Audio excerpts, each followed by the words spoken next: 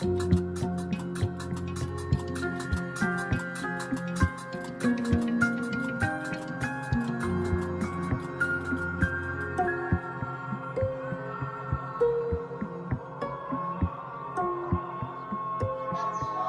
Coran, de l'arabe Al-Quran, qui signifie récitation ou lecture, est le livre fondateur de l'islam, une religion partagée par plus d'1 milliard de fidèles dans le monde.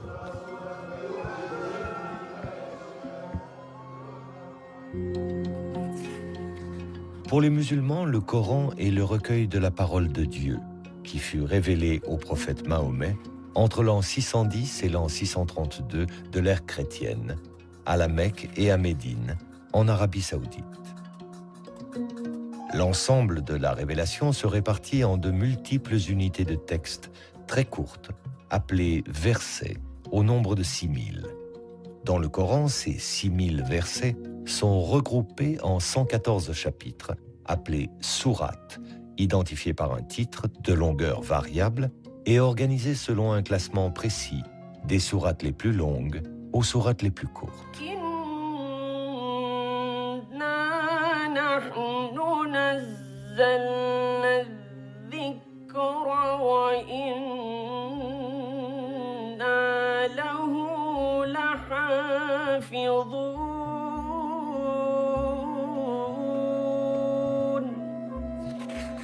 Pour la tradition musulmane, Dieu lui-même est le gardien du Coran. C'est-à-dire qu'il n'y aurait eu tout au long de son histoire qu'une seule et unique version du texte coranique, inchangée depuis 14 siècles.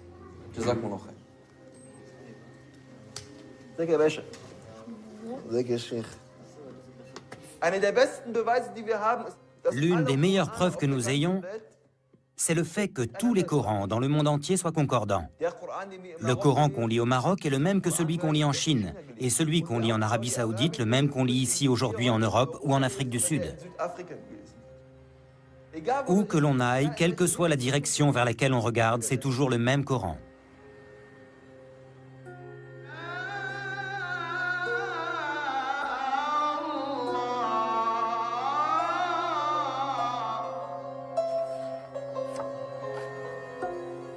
Ce dogme d'un Coran immuable, pilier de la tradition musulmane, allait pourtant être remis en question par des scientifiques européens à la suite d'une découverte totalement inattendue.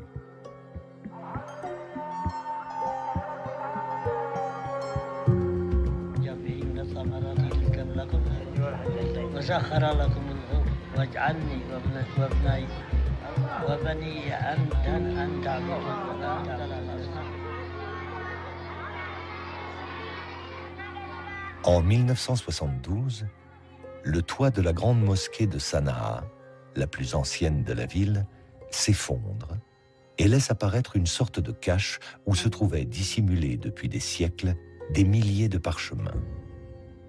Paolo Costa, un archéologue italien présent lors de la découverte, alerte les autorités yéménites.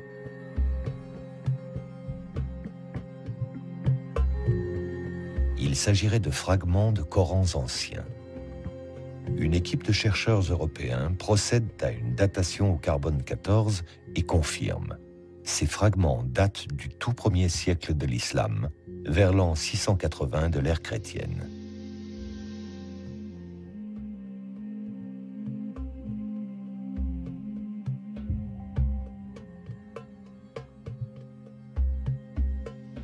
Ce sont les plus anciens manuscrits coraniques connus au monde, avec une écriture très rudimentaire, composée d'un simple squelette de consonnes. Un fonds inestimable aux yeux des scientifiques européens pour la connaissance de l'histoire du livre saint de l'islam.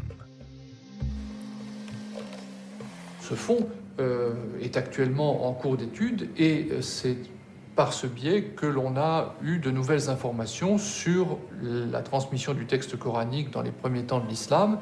Et c'est là où l'on a découvert pour la première fois un manuscrit qui présentait une séquence différente des sourates de celle qui est canoniquement admise.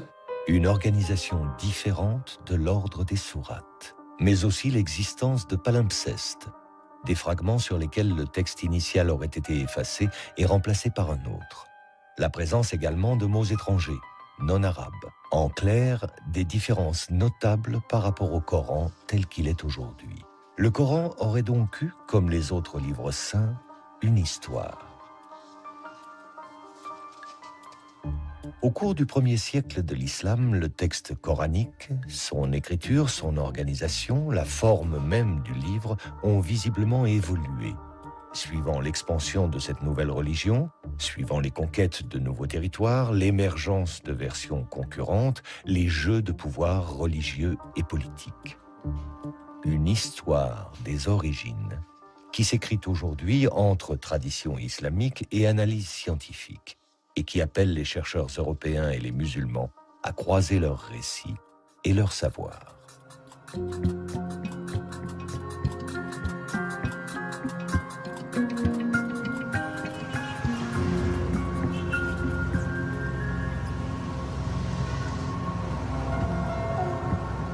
Ferid Haider est étudiant à l'Université libre de Berlin, au département des langues sémitiques et arabes.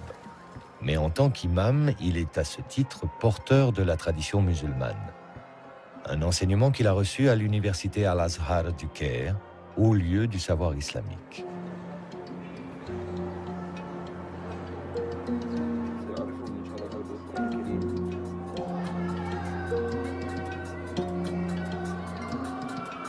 Dans la mosquée, les étudiants venus du monde entier se retrouvent pour des discussions théologiques, un partage de connaissances, et pour la récitation du Coran, comme un écho perpétuel à la révélation faite au prophète Mahomet au tout début du 7e siècle. À cette époque, l'Arabie n'était qu'un vaste désert que parcouraient les nomades et leurs caravanes.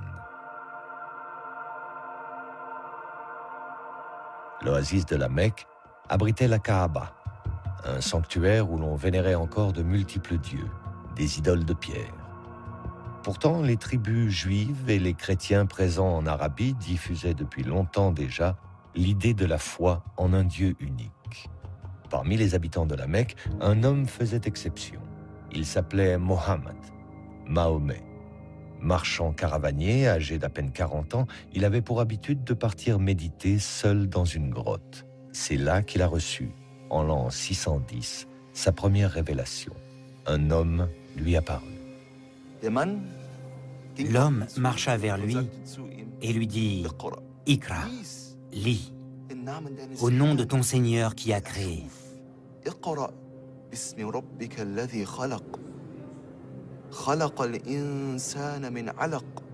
Qui a créé l'homme d'une adhérence.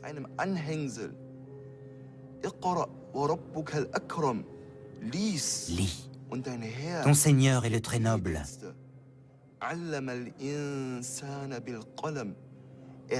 Qui a enseigné par la plume. A enseigné à l'homme ce que l'homme ne savait pas. Et cet homme que le prophète Mahomet a vu, c'était Jibraïl, l'archange Gabriel. Cet archange en qui les chrétiens et les juifs croient aussi. Ces 5 versets furent les premiers de la révélation faite à Mahomet. La révélation, tout entière recueillie dans le Coran, affirme avant tout que Dieu est unique et que Mahomet est son ultime prophète, son messager, dans la lignée d'Abraham, de Moïse et de Jésus.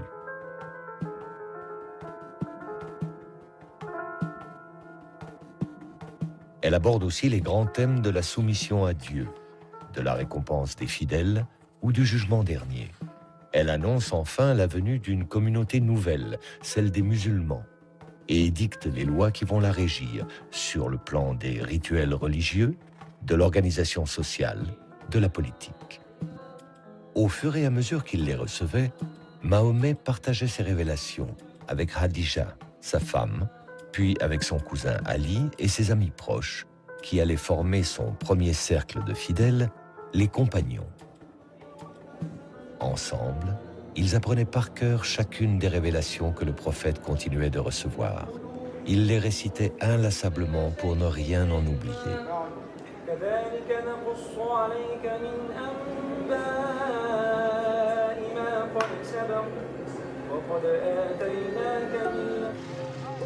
Si la Mecque est aujourd'hui le lieu le plus sacré de l'islam, appelant chaque année par millions les musulmans au pèlerinage autour de la Kaaba, il n'en fut pas ainsi au temps du prophète. Les Mécois se montrèrent tout d'abord indifférents aux prédications de Mahomet. Mais quand le prophète les exhorta à renoncer au culte païen des idoles, ils se mirent à le persécuter. Mahomet fut contraint de quitter la Mecque. C'est à Médine, une oasis où vivaient de nombreux Arabes convertis au judaïsme, que le prophète s'installa en l'an 622 avec ses premiers fidèles, les compagnons, dont Abu Bakr, Omar, Ousmane et son cousin Ali. Médine fut sacrée capitale du premier État islamique. À la tête d'une communauté nouvelle et dotée d'une puissante armée, le prophète Mahomet partit à la conquête de nouveaux territoires.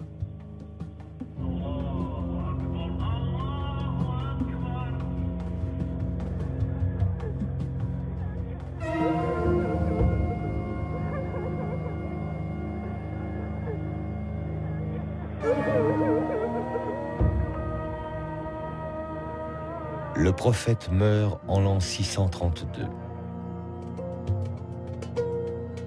À sa mort, la presque totalité de la péninsule arabique s'était ralliée à la foi monothéiste de l'islam. Mais le prophète ne laissa aucune indication quant à sa succession. Ses 4 compagnons se réunirent et c'est Abu Bakr qui fut désigné premier calife. Ali revendique aussi la succession, au nom des liens du sang qui l'unissaient au prophète, mais le califat lui fut refusé. Et c'est cette première divergence qui, 2 siècles plus tard, divisera les musulmans en 2 branches. Les sunnites, aujourd'hui majoritaires dans le monde, qui s'attachent à la lignée des califes Abu Bakr, Omar et Ousmane, et les chiites, qui se rattachent à Ali. Alors qui, une fois le prophète disparu, allait prendre l'initiative de la mise par écrit du Coran? Qui allait faire des révélations un véritable livre? Avec quelle volonté? Strictement religieuse ou déjà politique? Et dans cette transcription de la parole de Dieu, quelle sera la part de l'intervention humaine?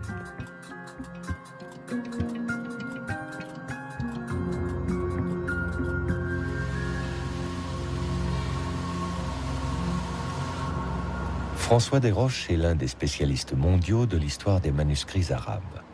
C'est à la Bibliothèque nationale de France, où est conservée l'une des plus importantes collections de manuscrits anciens, qu'il travaille actuellement sur des Corans provenant de Damas et du Caire.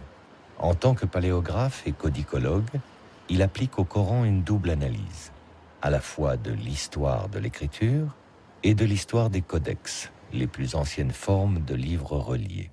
Dans les débuts de l'islam, la mise par écrit du Coran semble avoir été un enjeu important pour les communautés musulmanes. Il y a, semble-t-il, la volonté de réaliser ce qui était une promesse contenue dans le texte coranique, celle d'un kitab, d'un livre qui se matérialise, et on a bien l'impression que transcrire le texte coranique correspondait à une urgence de posséder un livre qui faisait de la communauté musulmane la détentrice d'une écriture au même titre que juifs et chrétiens qui étaient peuple du livre, Ahl al-Kitab.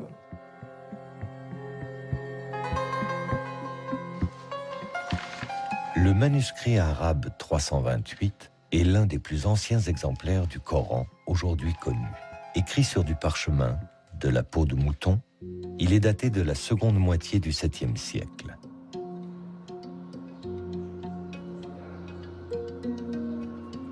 Ce manuscrit fut découvert dans une cache de la mosquée Amr, à Foustat, l'actuelle banlieue du Caire, lors de la campagne d'Égypte menée par Bonaparte à la fin du XVIIIe siècle. Les fragments de parchemin qu'il contient, écrits par plusieurs copistes, représentent environ la moitié du texte coranique.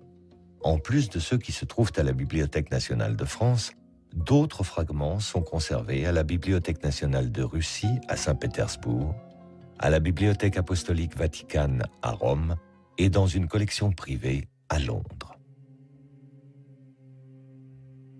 Le manuscrit est particulièrement intéressant parce qu'il nous montre un certain nombre de caractéristiques de la transmission du texte coranique à l'époque ancienne, et notamment le fait qu'il était assez commun à ce moment-là de se mettre à plusieurs pour copier le texte sacré.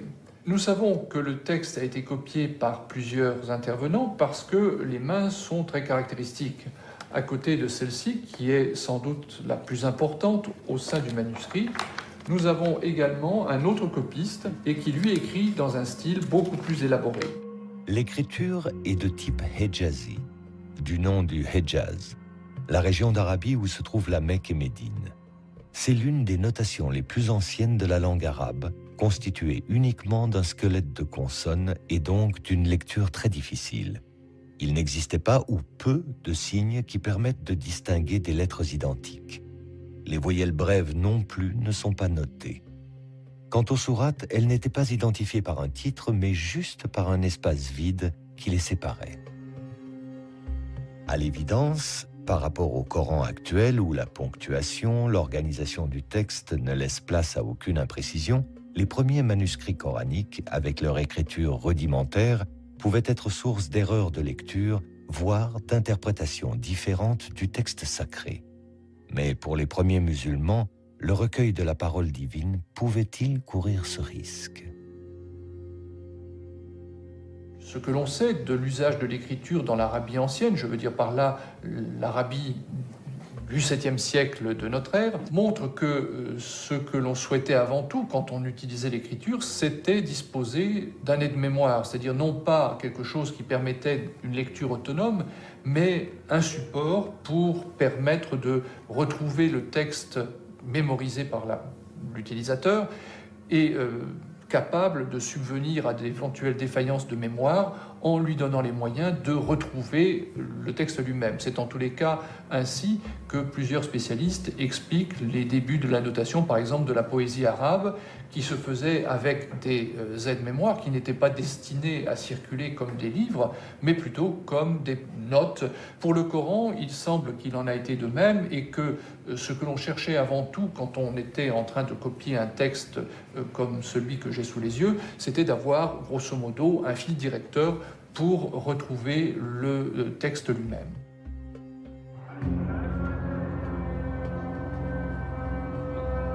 Même utilisée comme aide-mémoire, et malgré ses insuffisances orthographiques, la mise par écrit de la révélation coranique montre la grande confiance que témoignaient les premiers musulmans dans la capacité d'un livre à assurer la sauvegarde de la révélation coranique. Restait à donner à ce livre, fût-il encore dans sa forme primaire, un statut central, unique. En un mot, un statut de texte canonique. C'est à cette tâche que s'est consacré le calife Ousmane, troisième successeur du prophète Mahomet, et dont le récit de la tradition musulmane a établi précisément les conditions et les enjeux. À l'époque du calife Ousmane, l'empire islamique s'est considérablement étendu. Au nord, vers les provinces de Cham, l'actuelle Syrie, mais aussi à l'est, vers les provinces de Perse, et à l'ouest, vers l'Égypte. Ces conquêtes ont incorporé à l'empire des populations converties à l'islam, mais ne maîtrisant pas la langue arabe. Et voilà pourquoi il y eut parmi les musulmans des désaccords concernant la récitation du Coran,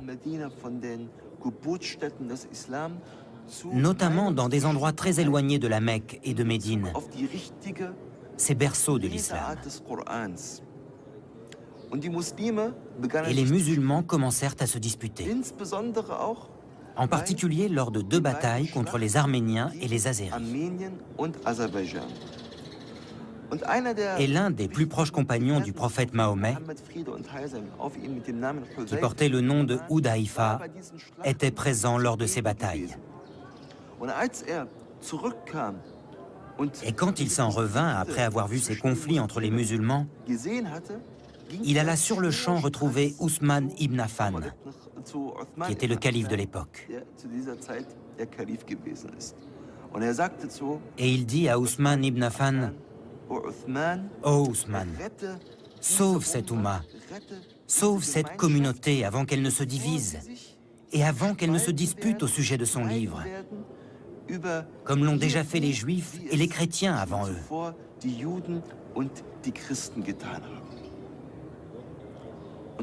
Et Ousmane ibn Affan prit cet avertissement très au sérieux. Et c'est la raison pour laquelle il fit convoquer une commission à laquelle il demanda de faire plusieurs copies du Coran. De Médine, les copies furent envoyées vers les principales villes de l'Empire musulman, vers la Mecque, Basra, Koufa, Damas et le Caire. Le calife Ousmane imposait ainsi sa version officielle que la tradition musulmane retiendra comme la Vulgate d'Ousmane, la forme canonique du texte coranique qui, encore aujourd'hui, est la version de référence. Mais l'imposition de cette Vulgate se fit au prix de décisions despotiques.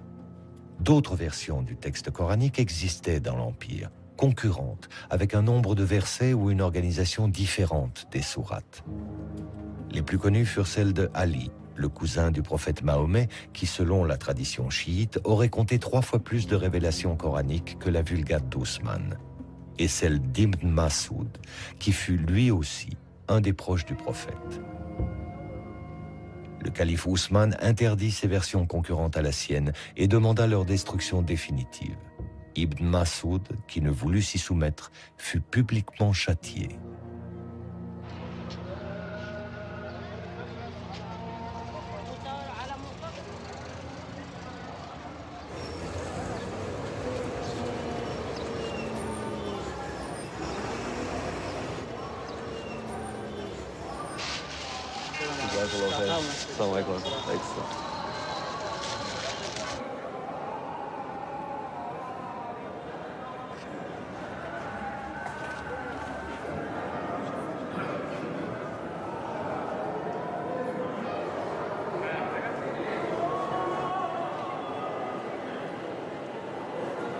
La Vulgate ousmanienne, objet de foi autant que de pouvoir, fut portée au rang d'objet de dévotion par la tradition musulmane.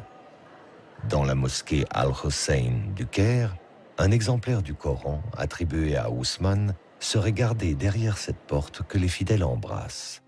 Une véritable relique que, exceptionnellement, Ferid Haider est autorisé à approcher.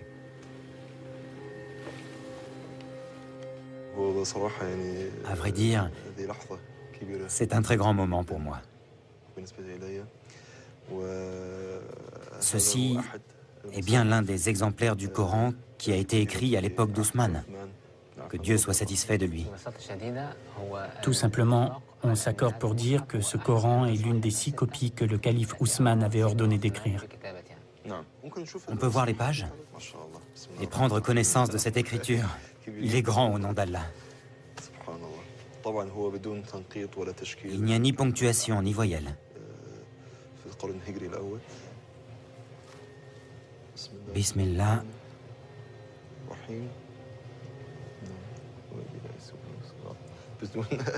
Sans ponctuation et sans voyelle, cette sourate est très difficile à lire.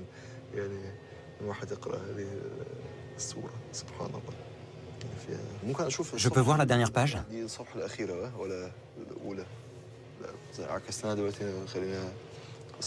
C'est la dernière, celle-ci?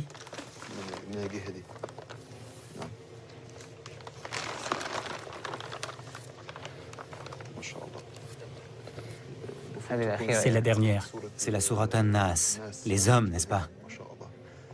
Oui, gloire à Dieu. C'est grandiose. C'est incroyable quand on y pense. Que ce Coran ait été écrit de la main de l'un des vénérés compagnons. Que Dieu soit satisfait d'eux. Il y a d'autres informations que l'on doit connaître au sujet de ce Saint Coran? Ce Coran pèse 80 kg. 80 kg, c'est très lourd. Oui, c'est très lourd. Et il fait combien de pages? 1087 feuillets. Combien? 1087 feuillets. Ah.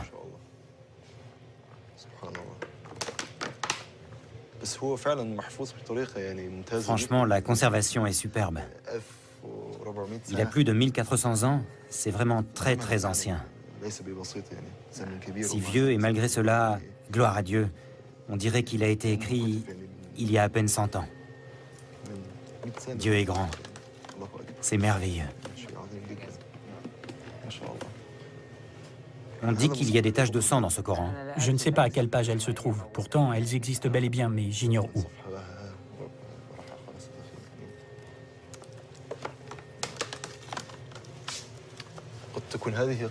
Est-ce que ça pourrait être ça, les marques de sang? Elles existent bien, mais elles sont effacées. Vous voulez dire qu'elles ne sont pas visibles? Non, pas très visibles. D'autres Corans, aussi volumineux et tachés de sang, sont répertoriés dans le monde musulman, à Istanbul et à Tachkent, en Ouzbékistan pour les plus connus.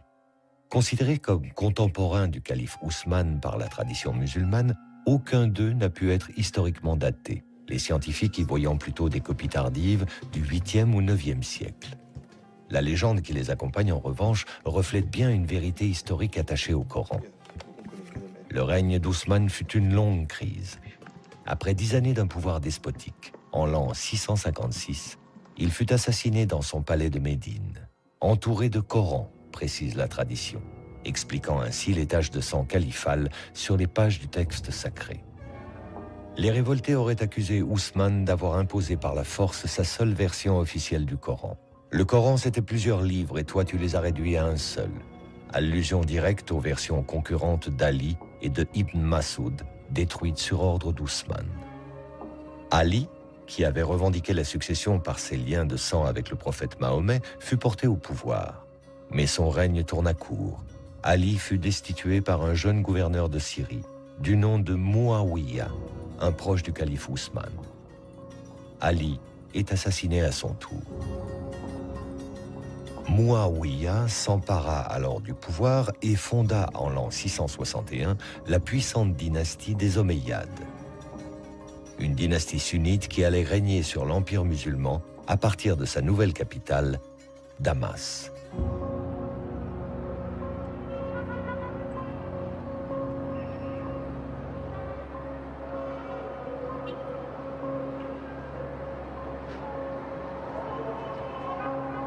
Trente années à peine après la mort du prophète Mahomet, et une fois mise en place une première version canonique du texte sacré par le calife Ousmane, le Coran allait, sous les Omeyyades, entrer dans la seconde phase de son histoire.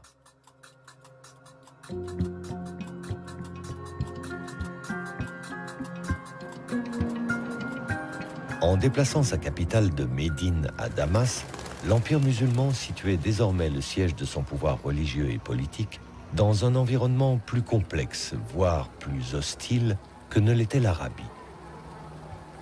Il fallut d'abord faire face à la révolte des chiites, menée par le fils d'Ali, Hussein, qui sera massacré à Karbala, en Irak, décapité par les armées omeyyades lors d'une bataille.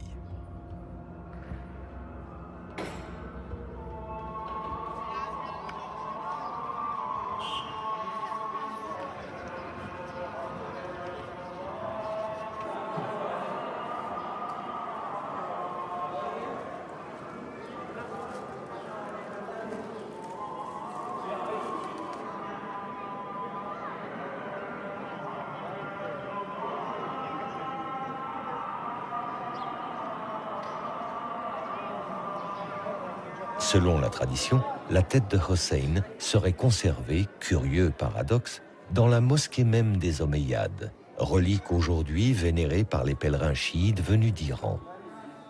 Avec le massacre de Hussein, les Omeyyades ne mettaient pas fin à la lignée chiite, mais ils amorçaient une victoire future, symbolique. Les chiites allaient reconnaître la Vulgate d'Ousmane comme texte coranique officiel et unique pour l'ensemble de la communauté musulmane.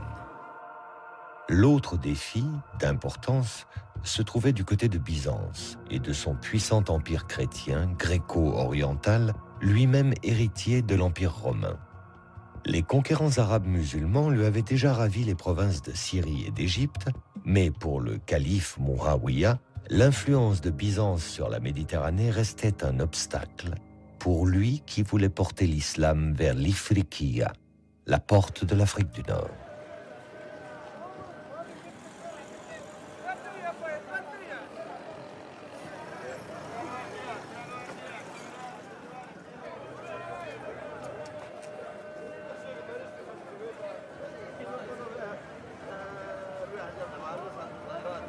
En l'an 670, le calife y envoie l'un de ses généraux qui fit de Kérouan, en Tunisie, le point de départ de l'islamisation du Maghreb et de la diffusion du Coran d'Ousmane.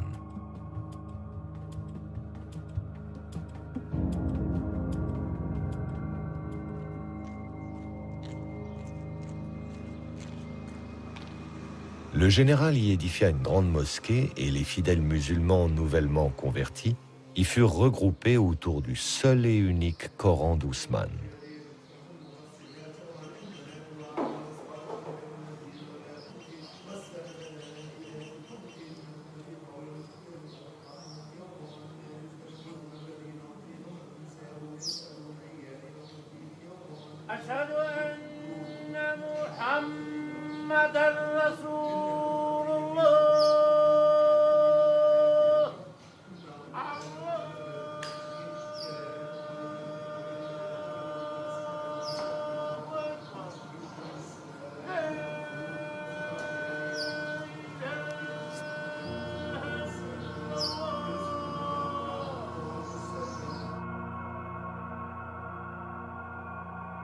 Au Coran apporté par les troupes omeyyades vinrent s'ajouter ceux que les copistes kérouanais commençaient à produire sur place. Ils allaient ainsi constituer l'une des plus grandes bibliothèques coraniques des premiers temps de l'islam, et dont il subsiste aujourd'hui une rare collection de quelques dizaines de milliers de fragments.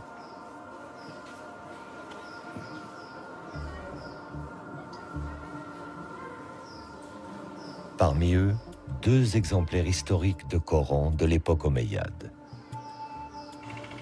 Considérés aujourd'hui comme patrimoine de la ville, témoins de l'histoire de Kérouan, l'analyse de ces Corans anciens fut récemment confiée à François Desroches.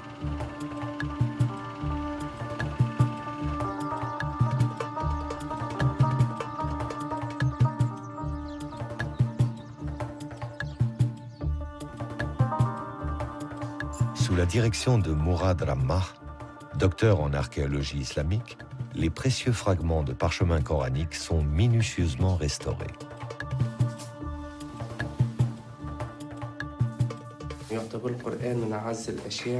Le Coran est considéré comme l'une des choses les plus précieuses pour la communauté musulmane. Le Coran occupe une place très particulière dans le cœur de chaque musulman. C'est pourquoi, lorsque je restaure un manuscrit sur lequel sont écrits des versets du Coran, cela éveille un autre restaurateur en moi.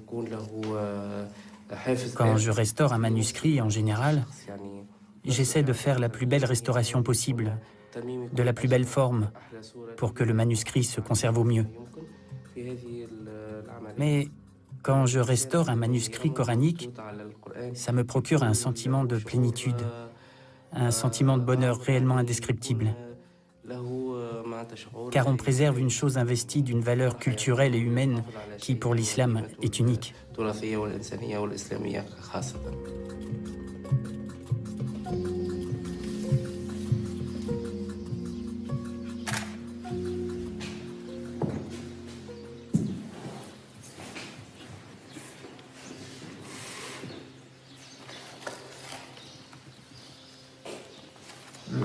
Le style d'écriture s'apparente assez bien à ce qu'on connaît sous le nom d'écriture du Hejaz, le nom de la région où se trouvent les 2 villes saintes de la Mecque et de Médine. De quelle époque vous daterez le cas échéant? C'est le début du 8e siècle et j'imagine que ça pourrait coïncider avec la deuxième phase, disons, de l'installation musulmane à Kérouan. Absolument. Ça aurait pu effectivement être un des moyens d'islamisation du pays avec cette présence d'une collection de Coran à la grande mosquée de Kérouan. Il y a sans doute eu une volonté de faire durer ce manuscrit. On le voit dans ces pages qui ont été repassées pour les rendre plus lisibles. Absolument. Je ne pense pas qu'à Kérouan, dans les manuscrits de la collection, on observe de divergence par rapport à ce qui est la Vulgate osmanienne, c'est-à-dire que les sourates sont dans l'ordre où on les connaît actuellement. On a l'impression effectivement que dans l'histoire, il y a eu une volonté de diffusion de copies de référence qui a été très forte. Là, c'est vraiment tout à fait autre chose. C'est sublime et c'est vraiment grandiose. Si on ouvre une page, on a vraiment la vision de la taille de ce manuscrit qui était impressionnant. Impressionnant, effectivement. Nous disposons de plus de 250 feuillets, alors qu'effectivement, on considère que ce manuscrit, il était constitué de 500 feuillets. Il faut penser 500 pour... Oui, ça représentait un volume énorme. Donc là, même si ça n'est pas forcément exactement le tout début du 8e siècle, c'est vraiment la première moitié. Et c'est un témoignage tout à fait exceptionnel sur la diffusion du texte coranique à cette époque et l'art du livre aussi, parce qu'il faut quand même remarquer cette espèce de saut qualitatif tout à fait impressionnant entre les deux manuscrits. La finesse du trait, on a affaire à des professionnels du dessin, des gens qui sont déjà des enlumineurs qualifiés. Et donc il y a une grande variété de couleurs et de motifs aussi. Oui, ce motif de flèche est assez exceptionnel. La qualité du décor et surtout sa variété, on a l'impression qu'il n'y a pas deux sourates précédées d'un bandeau identique, que ce soit du décor végétal ou du décor davantage géométrique.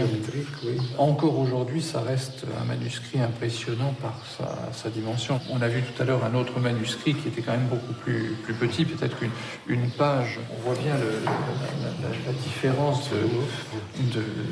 de valeur et la différence des moyens mis en œuvre. Oui, ça, je crois que c'est un des joyaux de la collection. Absolument.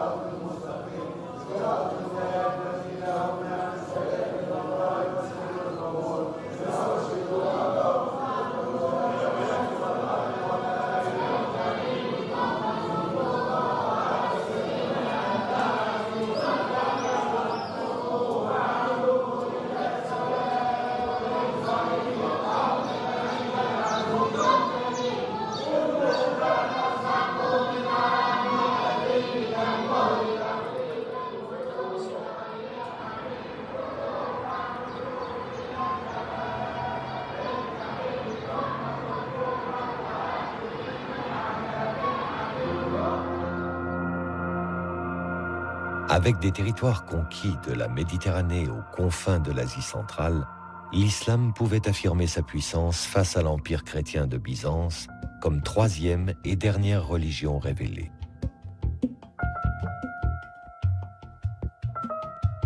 Il lui restait cependant à donner une véritable expression à cette puissance, mais dans une grandeur de l'islam liée à l'histoire du christianisme.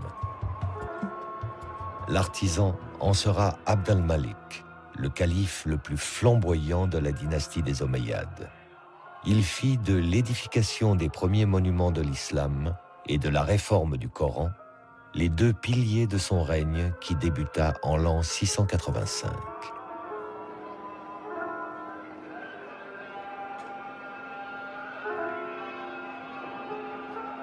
Sur l'emplacement même de la mosquée, avant que la région ne soit conquise par les musulmans, se trouvait une petite église dédiée à Saint Jean le Baptiste, une figure chrétienne présente dans le Coran sous le nom de Yahya. Son tombeau fut gardé au centre de la salle de prière et il est toujours, aujourd'hui, vénéré par les musulmans.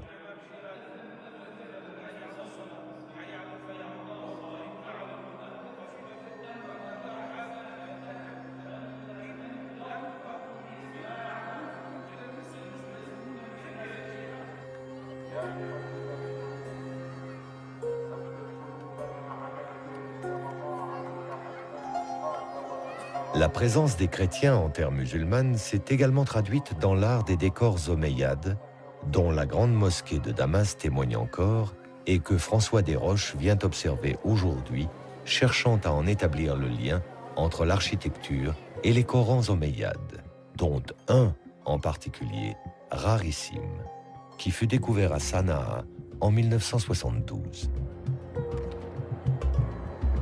Les décors vont être sans doute la façon la plus directe de percevoir les changements qui sont opérés et qui introduisent une synthèse entre le savoir-faire des sujets chrétiens ou juifs de l'Empire arabe et les besoins des nouveaux maîtres.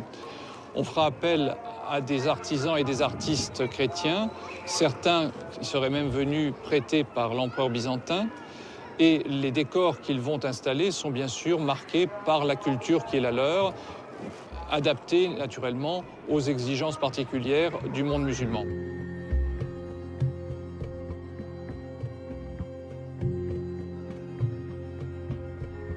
On peut faire des parallèles extrêmement précis entre ces mosaïques chrétiennes dont je parlais à l'instant et les décors des Corans. Dans les enluminures qui ornent les Corans d'époque omeyyade, on peut peut-être trouver une trace de l'influence de ces grandes constructions. On peut naturellement rapprocher la structure de la grande mosquée de Damas avec cette enluminure qui figure sur la page de droite de ce célèbre fragment trouvé à Sanaa il y a de cela quelques années.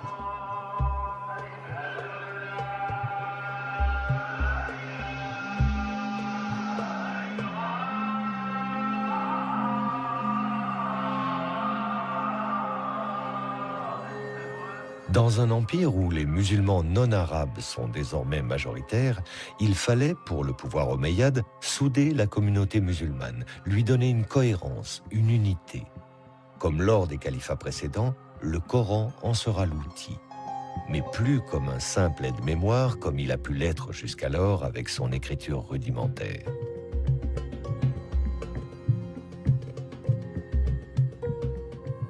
Pour le calife omeyyade Abd al-Malik, l'amélioration de la Vulgate d'Ousmane s'imposait.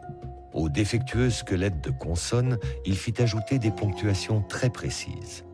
Distinction des lettres similaires, notation des voyelles, indication de prononciation. Ainsi complété, le texte coranique ne pouvait plus prêter à des erreurs de lecture ou à des interprétations contradictoires ou dissidentes. Le calife Abd al-Malik appela les foules musulmanes à ne suivre que ce qu'il imposait comme l'unique version du Coran, celle d'Ousmane, mais au texte désormais définitivement fixé.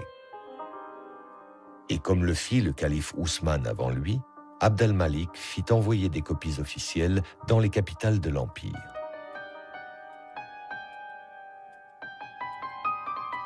Moins d'un siècle à peine après la disparition du prophète Mahomet, l'islam, au même titre que les deux religions révélées, détient son livre.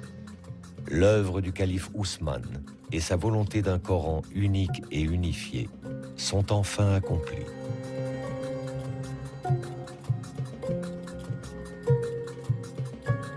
La Vulgate d'Ousmane, vénérée par la tradition musulmane, est la seule référence pour l'édition du Coran aujourd'hui dans le monde. Mais l'histoire des origines du Coran n'a pour autant pas encore livré tous ses mystères. Une inestimable collection de photographies qu'on croyait à jamais disparues vient de réapparaître. Entre les années 1920 et 1930, Gotthelf Bergstrasser, un chercheur orientaliste allemand, parcourut la Méditerranée de la Turquie au Maroc en passant par Damas et le Caire jusqu'aux grandes bibliothèques européennes à la recherche de Corans du 1er siècle de l'islam. Il en photographia les pages par milliers, constituant ainsi l'une des plus riches sources d'informations sur l'histoire du Coran. Dans la lignée des grands orientalistes allemands, Gotthelf Bergstrasser avait pour projet d'approfondir la recherche sur le texte coranique. Mais son rêve s'est achevé, en pleine guerre, en 1944. L'Académie des sciences de Bavière a été bombardée. On déclara les archives détruites, anéanties. Les archives de Bergstrasser avaient été en fait volontairement dissimulées, peut-être par crainte à l'époque d'engager une analyse du Coran probablement jugée trop sensible. Retrouvées en 2007, elles ont été confiées à une unité de recherche de l'Académie des sciences humaines de Brandebourg, appelée Corpus Coranicum, et dirigée par le professeur Angelika Neuwirth. Pour elle et son équipe, le fonds photographique de Bergstrasser, par sa richesse, augure de plusieurs années de recherche passionnantes et soulevant l'enthousiasme des scientifiques européens, comme avait pu le faire il y a plus de 30 ans les fragments de Sanaa au Yémen. Que va-t-on découvrir? Quels secrets ces archives vont-elles révéler de l'histoire du Coran au premier temps de l'islam? Il est encore trop tôt pour le dire, mais il est sûr que les archives de Bergstrasser offrent une opportunité nouvelle, exceptionnelle, d'élargir le champ d'analyse du Coran, mais avec une approche, aujourd'hui, partagée entre tradition scientifique et tradition musulmane. Nous essayons toujours de transcrire et d'analyser les manuscrits les plus anciens du Coran, car ils sont d'une plus grande importance et sont plus proches de l'époque à laquelle le Coran a été envoyé sur Terre.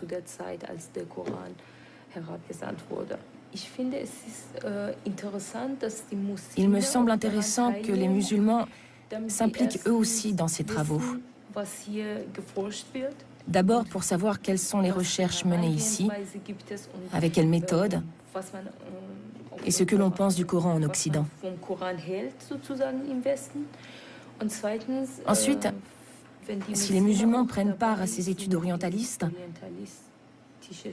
cela leur permettra peut-être de faire changer des opinions parfois défavorables à l'islam et au Coran, qui sous-entendent que tout cela est faux et falsifié.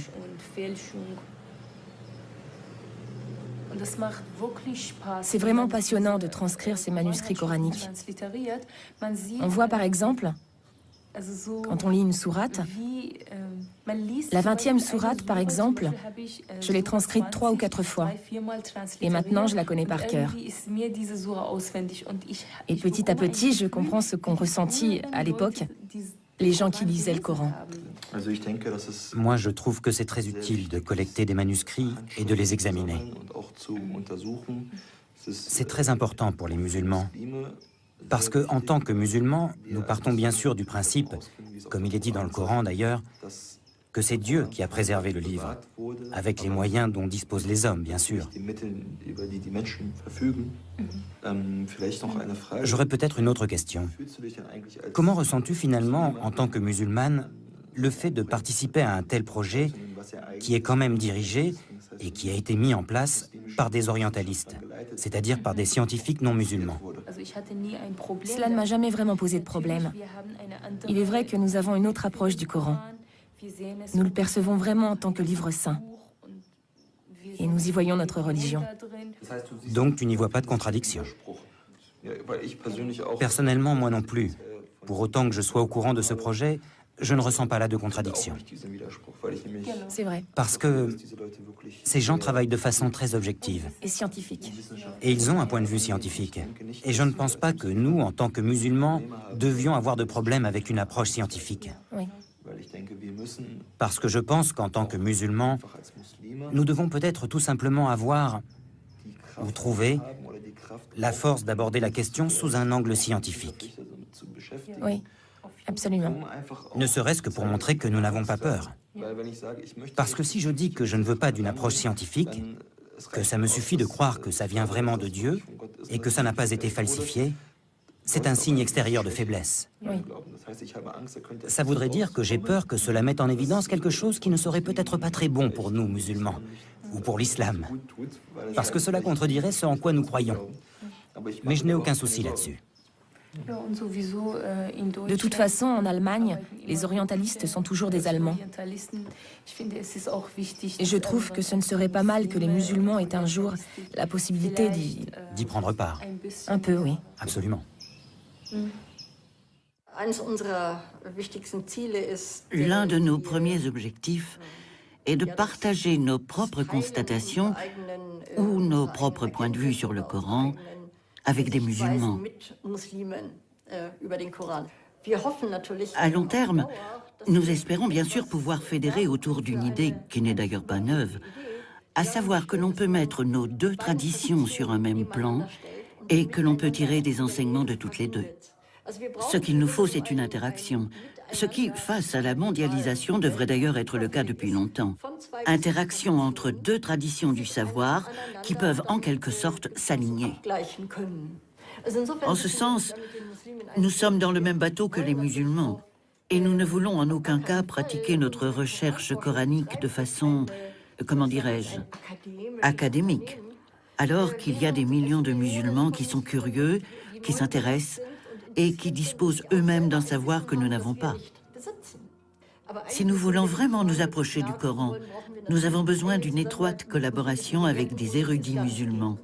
Sans eux, ce n'est pas possible.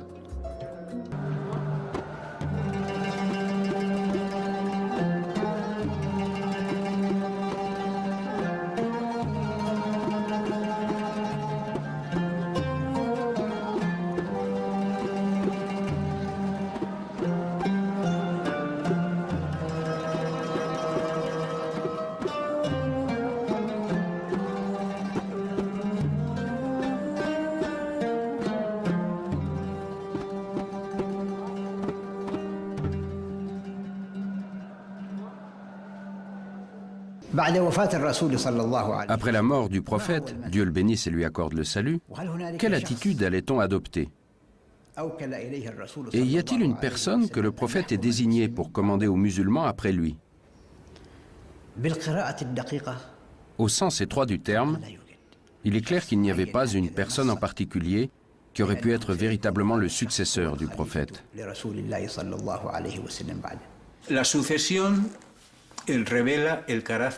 La succession met en lumière le double caractère de tout État musulman à venir, le caractère religieux et le caractère politique. Du point de vue religieux, Mahomet ne pouvait avoir de succession, puisqu'il est le sceau de la prophétie. Après lui, il n'y a pas d'autre prophète. Là où il peut y avoir succession, c'est dans le domaine politique, succéder au guide, au leader de la communauté. Là, il y a eu un litige. Je ne dirais pas un conflit. Les partisans de Médine, bien sûr, ont dit « Ce pays est le nôtre et nous avons donné asile aux émigrés. Il serait donc normal que la succession nous revienne. » Un homme entra dans la mosquée et dit « Les Médinois se sont réunis dans le vestibule des Saada et ont fait allégeance à Saad, leur chef. » Abou Bakr se leva et sortit avec Omar, laissant Ali auprès du prophète. En entrant dans le fameux vestibule, ils y trouvèrent réunis tous les Médinois qui leur parlèrent ainsi. « Nous voulons nommer comme chef l'un des nôtres. Choisissez-en un parmi vous, un prince, et de cette manière tout le monde sera content. » Abou Bakr prit la parole. Et après avoir cité tous les versets du Coran faisant l'éloge des Médinois, il ajouta « Mais vous savez que le prophète a dit « La fonction de présider appartient aux Mécois Koraïchites. » Les partisans médinois s'écrièrent « S'il faut absolument un Koraïchite, nous désignerons Ali, le gendre du prophète. C'est le plus renommé d'entre les Koraïchites. » Mais Omar dit alors à Abou Bakr « Étends la main et reçois notre serment, car tu es un respectable Koraïchite et le plus digne. » Et Omar lui prêta serment. Alors les Médinois, honteux de leur résistance, se précipitèrent vers Abou Bakr et prêtèrent devant lui le serment d'allégeance. Mais ce qu'on peut dire à propos de cette réunion, c'est qu'elle marquait le début du conflit qui allait traverser l'État arabe médiéval. Un conflit politique et culturel. Ce conflit devrait nous permettre de découvrir les prémices des différents schismes religieux et intellectuels. Ces courants ne sont qu'une réaction à ce qui s'est passé pendant cette réunion du vestibule. Et nous allons constater que cet état de fait va se refléter dans la lecture du texte coranique même. Lorsque la nouvelle se répandit à Médine, Abou Soufian, l'ancien chef des Koraïchites païens, converti lors de la prise de la Mecque, dit à Ali « Pourquoi abandonnes-tu le pouvoir à Abou Bakr, qui est du clan le plus insignifiant d'entre les Koraïchites?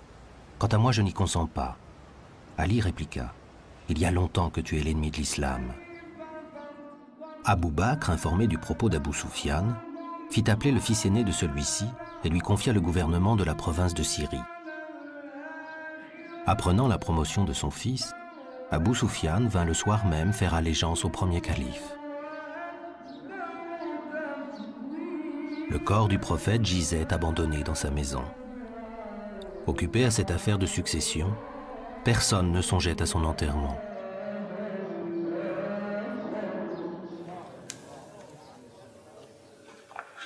Quel héritage Mahomet a-t-il légué en tant que prophète?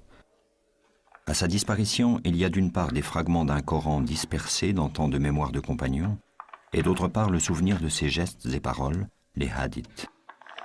Il faudra attendre longtemps, 2 siècles, pour que les souvenirs du personnage seulement humain de Mahomet soient élaborés en cette énorme institution hadith, ou tradition prophétique. Cette institution de hadith prendra une place telle qu'elle aura quasiment la même autorité que le texte révélé, le Coran. L'islam sera alors peut-être indûment ce jeu de miroir entre la parole de Dieu et ce qui la rend humainement audible, la parole du prophète sacralisée dans le hadith. Une des erreurs concernant le prophète qui a contribué à la pétrification de l'islam durant les siècles qui ont suivi, c'est la sacralisation des hadiths, c'est-à-dire de ses paroles et de ses faits et gestes. Les sunnites considèrent tous les compagnons comme des témoins infaillibles et presque comme des demi-dieux. C'est ce que je pense et j'espère ne pas me tromper, car ils les considèrent comme des guides qui ne se trompent jamais, et ceci n'est pas une vision objective. Il faut être réaliste. Même les compagnons du prophète étaient d'abord des politiques. Quand le prophète est mort, on s'est réunis chez les Saada. Et ceux qui étaient chez le prophète et qui ont entendu parler de cette réunion s'y sont précipités. On dit que le prophète n'a été enterré que 3 jours après sa mort. C'est historique. Donc la vision objective, c'est celle du Coran qui considère les compagnons comme des êtres humains qui peuvent commettre ou non des erreurs et que Dieu jugera. Donc les politiques se partageaient le pouvoir et luttaient pour l'avoir. C'est dans ce contexte que des hadiths ont été rajoutés, qui donnent un caractère surhumain à un simple individu qui disait « Je ne suis qu'un homme ». La tradition insiste sur le fait que Mahomet distinguait bien, quand il parlait, l'ordre du révélé et les paroles qui étaient les siennes en tant qu'homme. Il interdisait que celles-ci soient d'une manière ou d'une autre consignées. Pourtant, beaucoup plus tard, à la lumière de cette affaire de succession, un hadith va opérer comme un symbole et devenir une jurisprudence politique. بقولكم قصة صغيرة حدثت مع السيدة فاطمة بنت رسول الله عليه الصلاة والسلام مع سيدنا أبو بكر اللي هو الخليفة الأول من خلفاء الرسول عليه الصلاة والسلام. القصة إنه المسلمين كانت غنائمهم كبيرة كتير من خيبر، وكان الرسول عليه الصلاة والسلام له حصة من هي الغنائم اللي هي كانت أرض فدك، وأرض فدك معروف إنه هي أرض خصبة فيها أشجار مثمرة وما إلى ذلك. فبعد وفاة الرسول عليه الصلاة والسلام راحت السيدة فاطمة إلى أبو بكر الصديق باعتباره الخليفة الأول لرسول الله وبإيده أمر المسلمين كلهم. شو قالت له؟ طالبت بحصتها من ماذا؟ من أراضي خيبر أو من ميراث والدها. فذهبت إلى سيدنا أبو بكر وطالبت بذلك. لكن أبو بكر شو قال لها؟ قال لا والله إني لسمعت رسول الله عليه الصلاة والسلام يقول نحن معاشر الأنبياء لا نورث ما تركناه صدقة. Dès la mort de Mahomet, pratiquement toute l'Arabie va contester la religion qu'il a apportée. Mettant en cause le pilier de l'aumône obligatoire, la zakat, les provinces d'Arabie vont diriger les armes contre un pouvoir central à peine né. Ce violent reniement, dont l'un était dirigé par une femme prophétesse, Soujah, va être vigoureusement réprimé par le premier calife Abou Bakr. Telle sera la seule réalisation de son court mandat, qui aura duré 20 mois.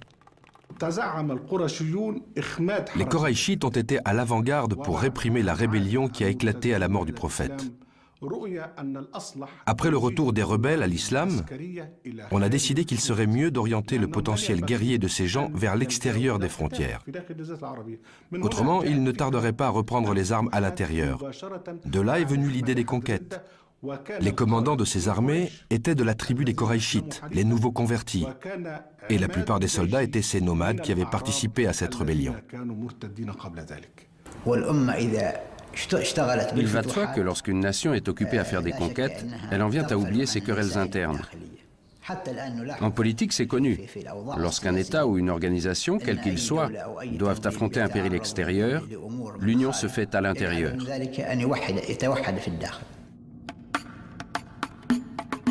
Deux puissances sont considérées comme opposées à l'islam. La Byzance chrétienne trinitaire et la Perse zoroastrienne. Face à ces deux adversaires, les musulmans vont donner un autre sens à la notion de djihad. Jusque-là, notion générale qui désignait dans le Coran et pour Mahomet n'importe quel combat contre le mal, que ce mal soit en soi-même ou partout autour de soi. Vers 637, après avoir conquis l'empire perse chancelant, Omar, au nom de ce même djihad élargi, affrontera Constantinople. Quant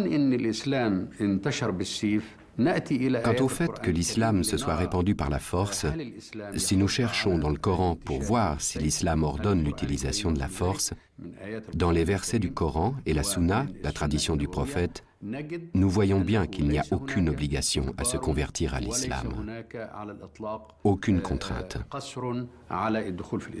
Quand le Coran parle des objectifs du combat, il dit « Combattez dans la voie de Dieu contre ceux qui vous feront la guerre. Combattez-les jusqu'à ce que vous n'ayez point à craindre la tentation. » Il les met en garde contre la perte de leur liberté de croyance, afin que les musulmans ne soient pas opprimés et qu'ils ne soient pas détournés de leur foi.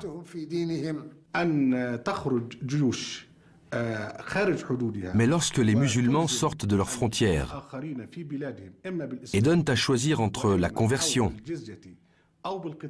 le paiement d'une dîme ou le combat, cela n'a rien à voir avec la législation coranique.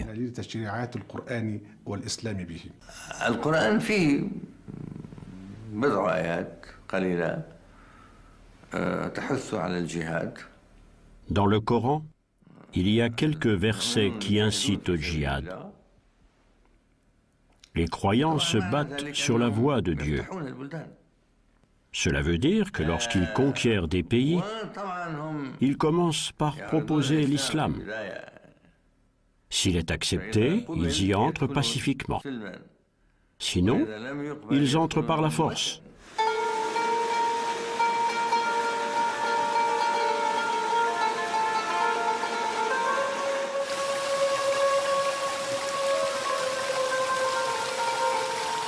Les incroyants n'ont-ils pas vu que les cieux et la terre étaient cousus, et que nous les avons décousus, que de l'eau nous avons donné vie à toute chose? Sourate 21, verset 31.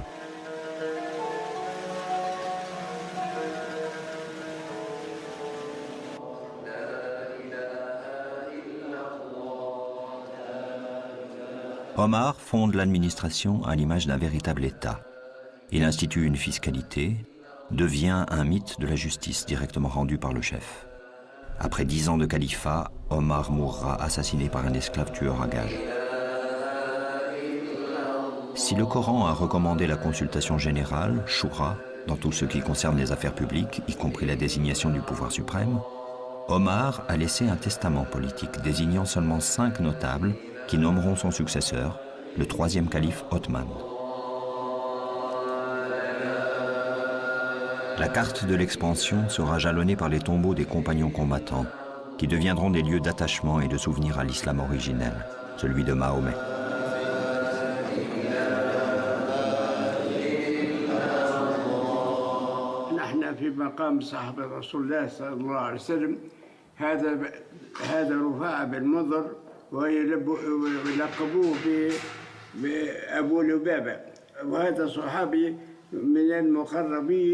مع سيدنا محمد نبينا ما خرج مع النبي للجهاد في غزوة بدر ثم رد من ثنية قال يا أبا لبابة أرجع للمدينة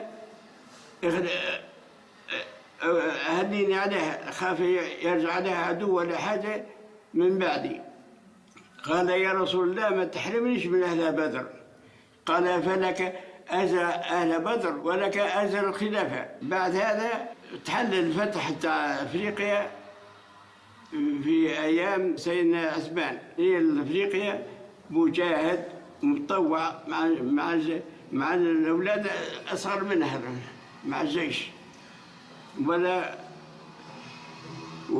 وقتها هو عمره تقريبا 75 عام وانا صرت مرضى من قريب القابس هني يقول بطراح يقول في مطرح وادي الغيلان توفى ثم جابوه جاب سنين للظهر هذه كانت البقعة هذه فارغة دفنوه هذه يقول لها ظهرة الصويدة.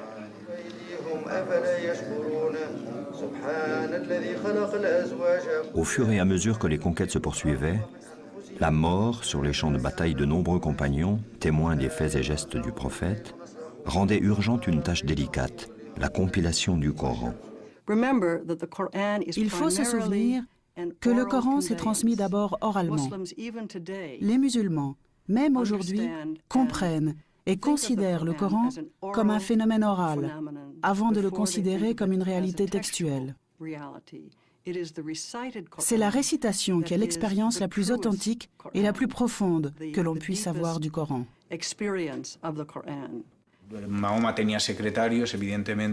Mahomet avait des secrétaires, bien évidemment. Il leur répétait la révélation qui était alors transcrite sur les matériaux qu'il trouvait à portée de main.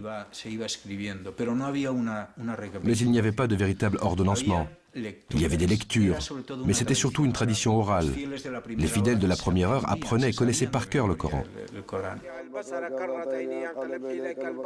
Le souci de rassembler ces fragments épars du Coran originel dicté par le prophète a sans doute été celui d'Abou Bakr, puis d'Omar. Ils ont certainement l'un et l'autre tenté d'en faire un recueil. Mais ni l'un ni l'autre n'ont eu l'intention de réaliser une structure organisée de sourates. En ce qui me concerne, je suis persuadé que le Coran était à cette époque-là dans l'ordre qu'on lui connaît actuellement pour ce qui est de l'enchaînement des versets dans chaque chapitre. Et je ne crois pas qu'il y ait certains versets qui ne figuraient pas encore dans certains chapitres. Je crois donc que le Coran était là en entier, sauf que les sourates étaient dispersées. Là une sourate, là 2 sourates, là 10. Le Coran a donc été rassemblé du vivant du prophète, mais il était encore sous forme de feuillets épars. La collecte du texte coranique a peut-être commencé pendant les dernières années de la vie de Mahomet, mais elle sera plus active et plus conséquente plus tard, sous le règne d'Omar, et plus particulièrement sous celui d'Othman.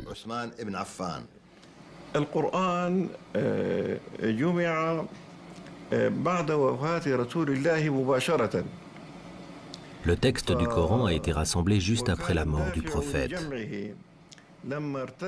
En effet, lors de la rébellion de certaines tribus arabes, de nombreux compagnons qui avaient mémorisé le Coran étaient tombés en combattant, en martyrs.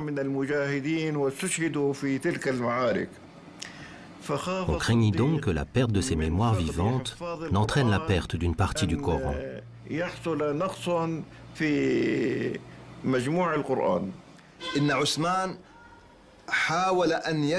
Othman a essayé de collecter toutes les planches sur lesquelles étaient écrits les versets du Coran. On entend par planches les peaux d'animaux sur lesquelles on a écrit les versets.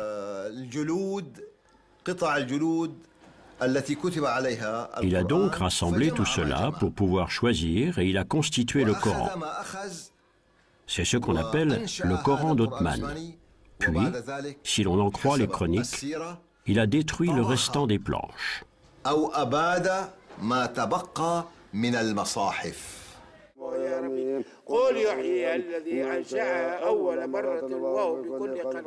Le compagnon Hudayfa combattait aux confins de l'Arménie. Revenu de l'expédition, il se précipita dans la maison du califat sans même, disent les chroniques, avoir pris le temps de rentrer chez lui. Il tint au calife ce langage. « Accours au secours de cette nation avant qu'elle ne périsse. » « Et de quoi serait-elle menacée » demanda Othman. « Il s'agit du livre de Dieu. J'ai participé à l'expédition d'Arménie qui a rassemblé des combattants venus d'Irak, de Syrie et du Hidjaz. Et j'ai vu les hommes s'affronter. J'en ai entendu qui s'accusaient d'apostasie. Nous allons droit, j'en ai peur, à un désaccord au sujet de notre livre comme celui que juifs et chrétiens connaissent au sujet des leurs.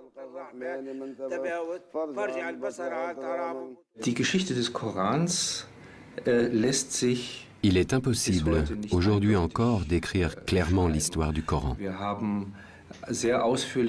Nous avons des versions très détaillées qui nous viennent de la tradition islamique, mais il y a à l'intérieur du Coran des éléments qui indiquent qu'il n'a pas été écrit d'un seul jet.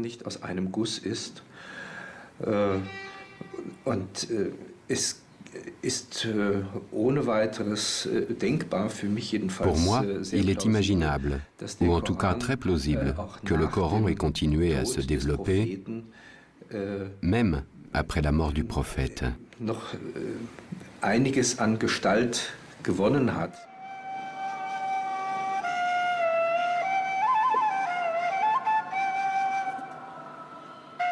Louange à Dieu, souverain de l'univers, le clément, le miséricordieux, souverain au jour de la rétribution. C'est toi que nous adorons, c'est toi dont nous implorons le secours. Dirige-nous dans le sentier droit, dans le sentier de ceux que tu as comblés de tes bienfaits, de ceux qui n'ont point encouru ta colère et qui ne s'égarent point. Première sourate, la Fatiha.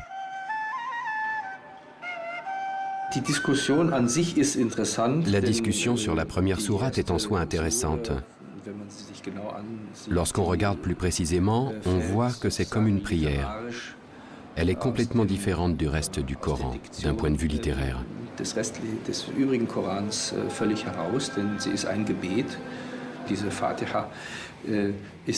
Cette Fatiha, cette ouverture, n'est sûrement pas apparue après Mahomet.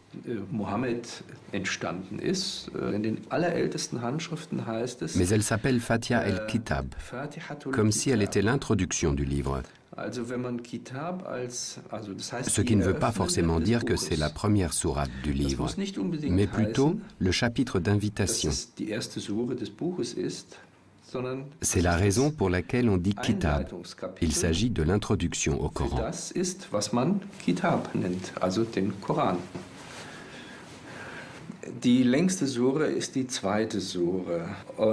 La plus longue des sourates est la seconde. Or, si on observe sans parti pris cette sourate, on s'aperçoit que c'est un assemblage de répétitions, un assemblage de sujets qui s'entrechoquent brutalement. On pourrait presque dire que cette sourate donne l'impression de réunir tous les versets laissés pour compte dans la rédaction du Coran.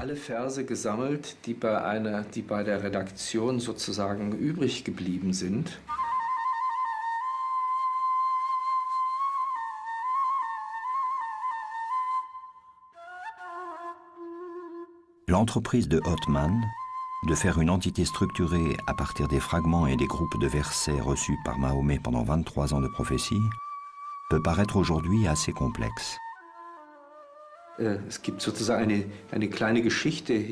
Il y a pour chaque verset du Coran une sorte de petite histoire qui raconte comment cette révélation est advenue. Ainsi, nous pouvons dire que nous connaissons sa continuité historique. Pourquoi n'a-t-on pas suivi cet ordre historique dans le plan du Coran ? Le texte, tel que nous le connaissons, est le reflet d'une décision, d'une mise en ordre, qui sont pour une bonne part artificielles. L'ordre choisi n'est pas inhérent au matériel narratif, au matériel coranique lui-même.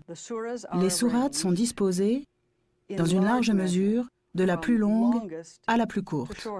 Mais on aurait aussi bien pu faire l'inverse.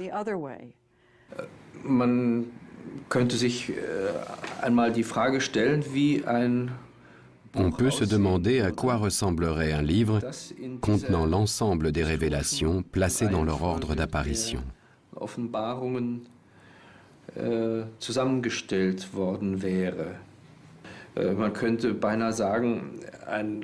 On pourrait presque dire qu'un ordonnancement historique du Coran inverserait l'ordre actuel qui est basé, entre guillemets, sur la longueur des sourates.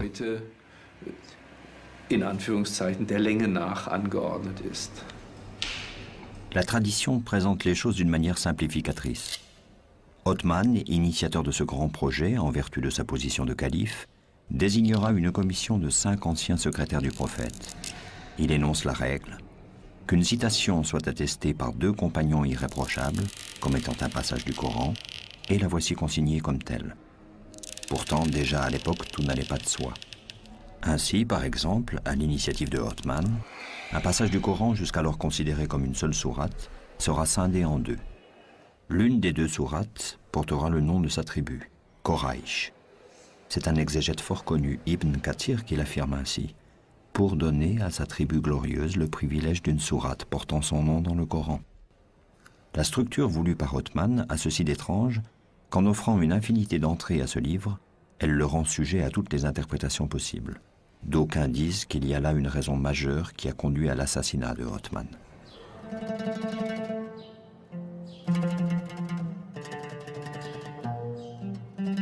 Pour enterrer Othman, on le porta sur le battant d'une porte, de sorte qu'on entendait sa tête cogner contre le bois. On le déposa. Et tandis que l'on procédait au rite mortuaire, un groupe de Médinois vint leur dire « Non, nous en jurons par Dieu, vous n'allez pas célébrer pour lui la prière des morts. » Un homme dans le cortège dit « Ainsi vous voulez nous empêcher de célébrer une prière pour lui? Eh bien Dieu et ses anges ont déjà béni son âme. » Ses compagnons conseillèrent à cet homme de s'en tenir là et de se taire. Il obéit. Ils reprirent la dépouille et repartirent en courant. Ils arrivèrent à l'orée du cimetière des croyants. Un Médinois vint à leur rencontre et dit « Par Dieu, non, vous ne l'enterrerez pas dans le carré de l'envoyé de Dieu, et nous ne vous laisserons pas célébrer pour lui la prière. » Ils s'en furent. Arrivés au cimetière juif, ils creusèrent un trou et célébrèrent la prière. Quand ils précipitèrent le corps d'Othman dans le trou, sa fille se mit à hurler. Un des présents lui dit « Dieu m'en est témoin, si tu n'arrêtes pas, je te couperai ce qui te sert à porter les yeux. » Ils l'enterrèrent sans mettre de pierre, se contentant de recouvrir le corps de terre. L'écriture arabe procédait du nabatéen, qui ne traçait que les consonnes, dont plusieurs avaient la même graphie. C'est en cet état que les premières copies du Coran nous sont parvenues. Un même mot pouvait donc avoir plusieurs sens.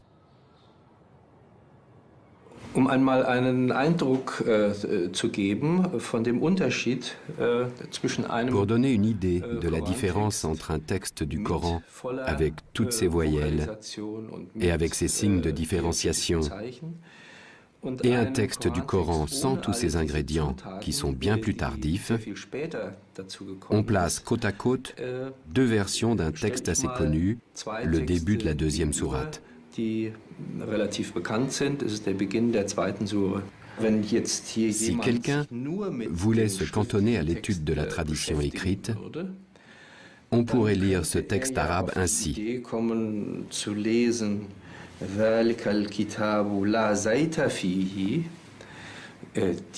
livre ne contient pas du tout d'huile d'olive.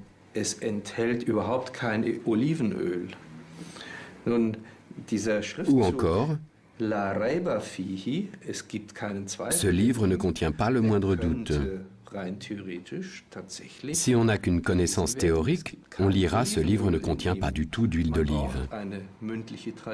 Il faut donc connaître la tradition orale pour pouvoir le lire avec certitude. Mais il y a aussi des cas où la tradition orale n'a visiblement pas suffi. Et on trouve, à certains endroits, des interprétations extrêmement différentes du texte fondateur de l'islam.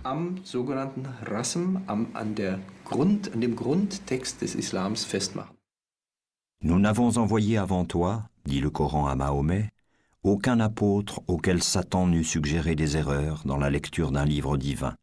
Mais Dieu abroge ce que Satan suggère et affermit le sens de ses signes. Sourate 22, verset 51. En plus des difficultés de déchiffrement, voici qu'apparaît dans le Coran la notion de l'abrogation. Ainsi les fameux versets sataniques, qui ont bien été transmis, même dans leur version intégrale, et qui ont été tout de suite après retirés du Coran.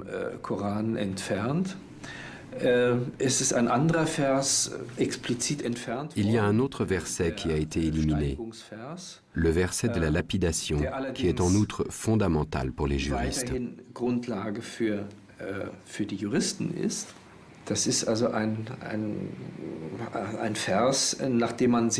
C'est un verset sur lequel on a fondé une pratique juridique. Mais on sait que le prophète l'a fait ôter du Coran. Le vieux et la vieille adultère, lapidez-les jusqu'à ce que mort s'en suive. Tel est le châtiment que Dieu leur réserve. Verset retiré du Coran.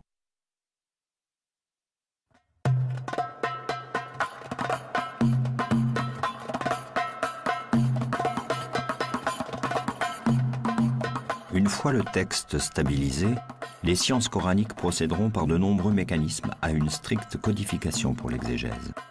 Le mécanisme le plus complexe est celui de l'abrogation. Un verset peut annuler l'autorité d'un autre du même thème, du seul fait qu'il ait été révélé après. Par exemple, le verset 260 de la sourate 2 dit « Nulle contrainte en religion, voici que la raison émerge de l'égarement ». La portée de ce verset, quand il s'agit de justifier une guerre idéologique, est limitée, voire totalement annulée, en référence à un verset plus tardif, désigné par les exégètes comme étant le verset du glaive. Les mois sacrés expirés, tuez les idolâtres partout où vous les trouverez.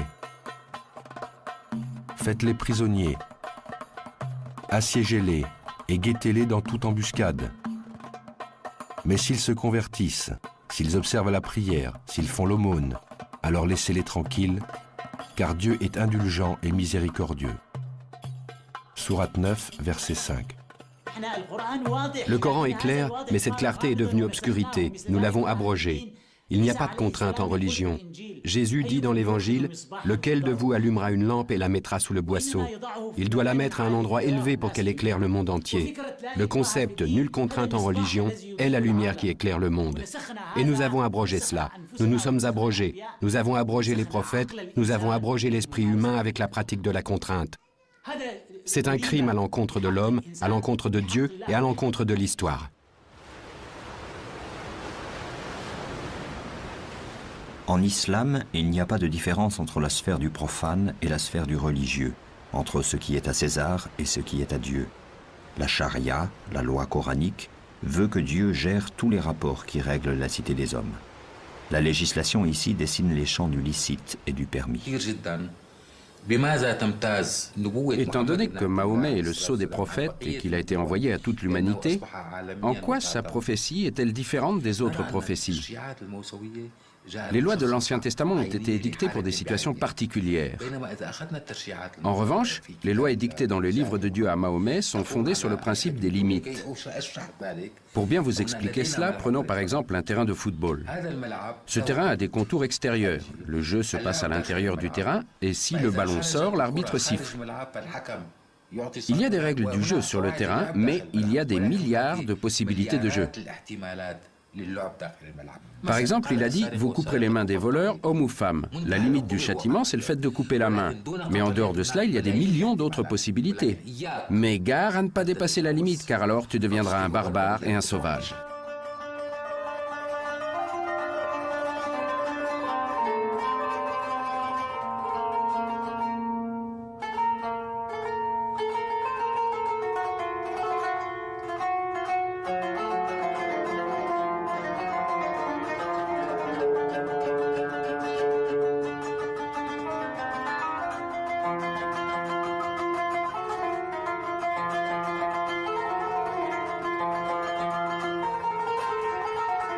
Nulle bestiole et nul volatile qui ne forme comme vous des nations. Nous n'avons rien omis dans le livre. Sourate 6, verset 38.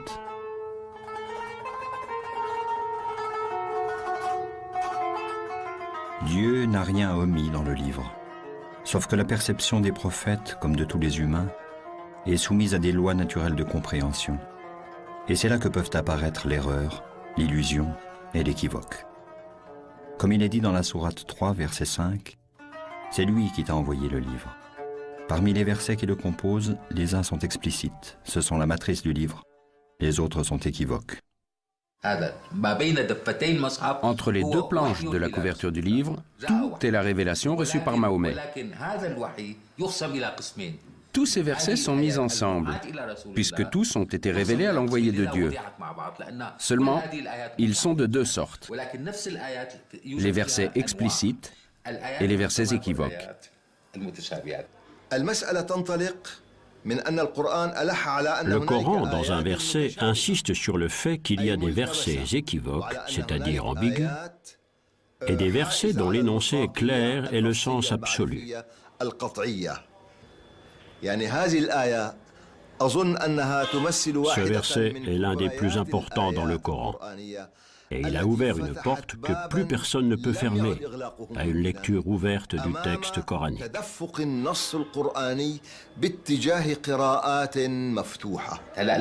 Les versets explicites reçus dans le message prodigué à Mahomet et aux prophètes qui l'ont précédé peuvent subir des variations, commandées par Dieu d'époque en époque.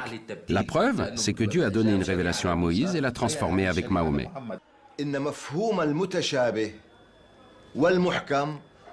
Le Coran ne désigne pas explicitement quels versets sont équivoques et quels versets sont explicites. Le Coran ne les définit pas de façon absolue. Leur signification reste ouverte. En conséquence, ce verset, dont le but était de différencier entre équivoque et explicite, est lui-même équivoque, c'est-à-dire ambigu, ce qui élargit l'horizon du texte coranique.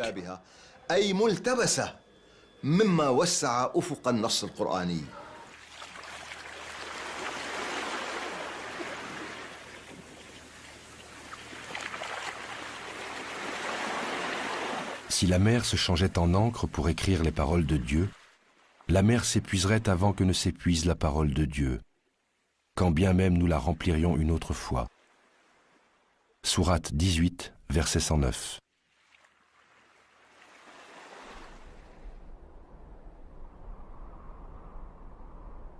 En 656, après la mort de Othman, de très nombreux points de fuite vont se dessiner à l'occasion de la Fetna, la sanglante guerre civile du début de l'islam. Empêché de gouverner, le 4e calife Ali, cousin et gendre de Mahomet, conclura cette ère de califes clairvoyants qui ont marché sur les pas du prophète. Le pouvoir sera désormais essentiellement, sinon totalement, politique. Pendant un siècle au moins, et à partir de là, il s'exercera sous la menace des révoltes et des scissions qui donneront naissance aux principales doctrines, sunnisme, chiisme, kharidjisme. Par-delà ces dissensions, la figure de Mahomet se maintient vive et comme encore présente dans les cités, les villages et chez le petit peuple. Portrait du prophète, d'après Tabari. Il était de taille moyenne, ni très grand, ni très petit. Son teint était d'un blanc rosé, ses yeux étaient noirs. Les cheveux de sa tête étaient longs et lui allaient jusqu'aux épaules, ils étaient noirs. Sa barbe qui entourait tout son visage était bien fournie. Son nez était droit, ses dents écartées. Son cou était blanc, son dos était charnu et robuste. Entre les deux épaules, il avait une excroissance de la grandeur d'un dirham, entouré de poils non clairsemés, mais touffus. Au fil des siècles, l'islam de Mahomet ira à la rencontre des peuples du monde. De l'Espagne à l'Inde, de Byzance au Maghreb, de la Perse aux profondeurs de l'Afrique et de l'Asie. C'est toute une civilisation riche de savoir, de science, de culture et de spiritualité qui se bâtit. Aujourd'hui, plus d'1 milliard d'hommes et de femmes se réclament d'un même livre, le Coran, d'un même prophète, Mahomet, et d'un Dieu unique qu'ils partagent dans le message de Moïse et de Jésus, au-delà des conflits et de l'ignorance, avec d'autres femmes et d'autres hommes.